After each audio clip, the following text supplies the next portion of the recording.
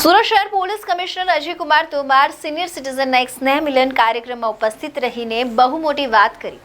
કોઈક પરિવારમાં સિનિયર સિટીઝનને માન મળતું નથી, એવા લોકોને નહીં ગમે આ પોલીસની વાત।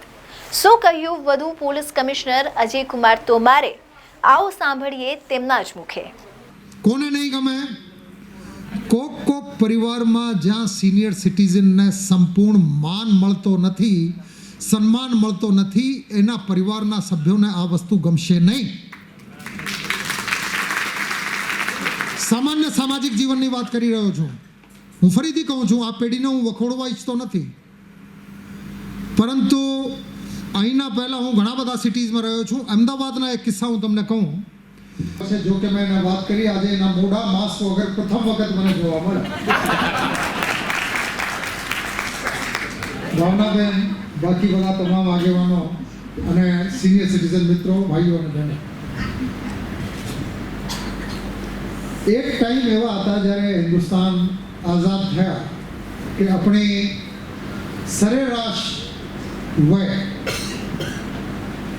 લગભગ 38 કે 39ની હતી, અને જેને આપણે જૂની યાદગીરી વગોળીએ અને આમાં યાદ આવે લોકો, તો મોટા ભાગે સાહિત્યમાંથી વાંચવા મળે, પન્નાલાલ પટેલમાંથી વાંચવા મળે, ઝવેરચંદ મેઘાણીમાંથી જાણવા મળે, જ્યોતિન્દ્ર દવે આ તો તમારા સુરતના જ હતા, આમાં વાંચવા મળે, હિન્દીમાં પ્રેમચંદમાં વાંચવા મળે। એટલે 30-35 વર્ષના માણસને લોકો માની લેતા હતા કે 35 વર્ષના થઈ ગયા એટલે ઘરડા થઈ ગયા। કેમ કે 17-18 વર્ષની ઉંમરમાં લગ્ન થાય, છોકરાઓ થાય, અને જ્યાં સુધી દાદા બને એટલે 35-40ની વચ્ચે મોટા ભાગે લોકો દાદા કે નાના બની જતા હતા, અને દાદા નાના બની ગયા એટલે તમે સર્ટિફાઈડ ઓલ્ડ મેન,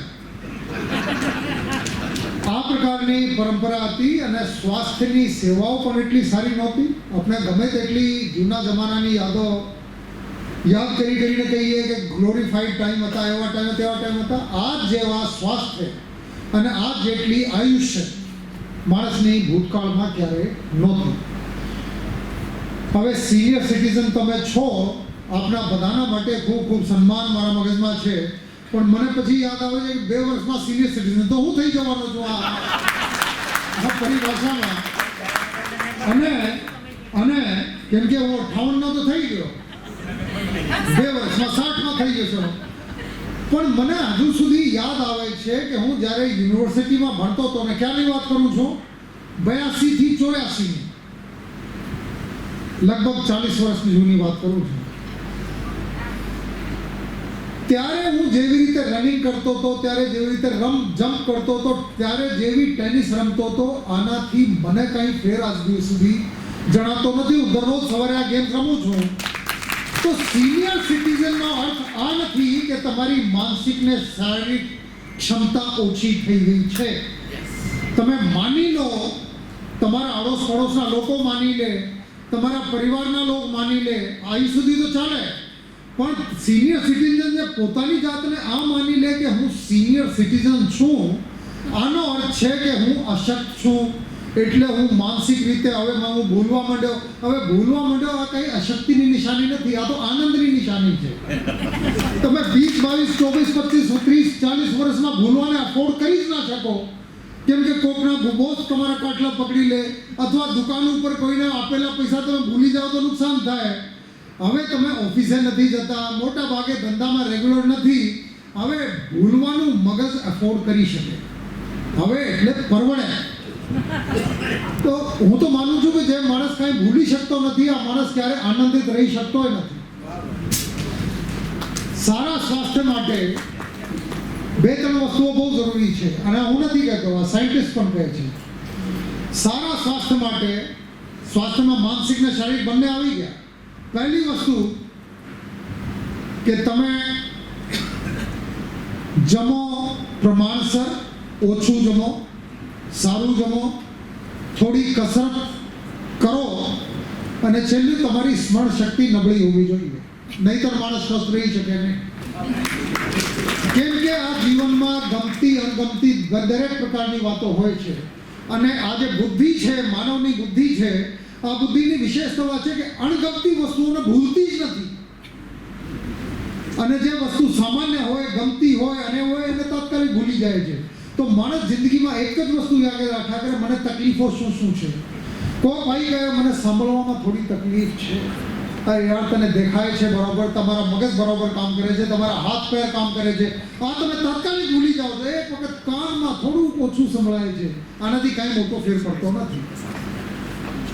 જે યુવાન છોકરાઓ છે એના કાન પણ આમ બરાબર છે, પણ આ કાંઈ કોઈની સાંભળતા નથી. એની આંખોમાં બધું દેખાય છે, પણ યોગ્ય વસ્તુ, જોવા જેવી વસ્તુ એને દેખાતી નહીં. આ ઊંધી ઊંધી વસ્તુ જાય. એની બુદ્ધિ એકદમ ફર્સ્ટ ક્લાસ હોય અને યાદ રાખવા જેવી વસ્તુ ઉપર બુદ્ધિ ફોકસ કરતો નથી અને બોગસ જે બાબતો છે આ બધી યાદ રાખીને બેસા હોય. સ્કૂલના કોલેજના કંઈ યાદ રાખે નહીં અને ફિલ્મોને બધું, ઊંધી સુધી ફિલ્મોને સિરિયલ બધું યાદ હોય. તો સિનિયર સિટીઝન તરીકે હું આપને અભિનંદન આપું છું કે પ્રભુએ તમને સારું એવું આયુષ્ય આપ્યું છે. અને 60ના થયા પછી તો હું માનું છું આજની તારીખમાં કે જે તમારી આવક જીવનમાં બરાબર રહી છે, તમે મહેનત કરી છે અને તમારા આયોજન બરાબર છે, તો હવે પછીના 30 વર્ષ તો ગોલ્ડન યર્સ છે, 60 થી 90 સુધીના. અને હું આ સિટીમાં જ કેટલાક એવા લોકોને જાણું છું જે 90 ટપી ગયા છે અને દરરોજ મને સ્માઇલિંગ દેખાય છે, આનંદમાં હોય છે. એની કોઈ પણ પ્રકારની વસ્તુ એને ખૂટતી નથી અને બીજાને આનંદ વધે આ પ્રકારની જ વસ્તુઓની ટ્રાય કરતા હોય છે. તો હું આપને બધાને ખૂબ ખૂબ અભિનંદન આપું છું.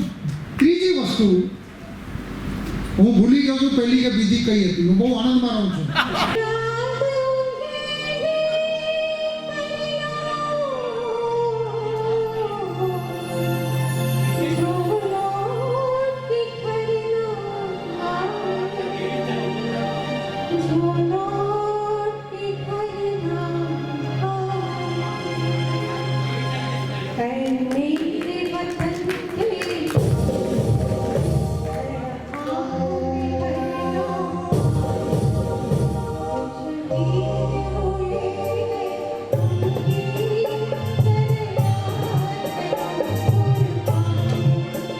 સમાચારો સાથે ફરી મળીશું. ત્યાં સુધી જોતા રહો ABC ન્યૂઝ ગુજરાત.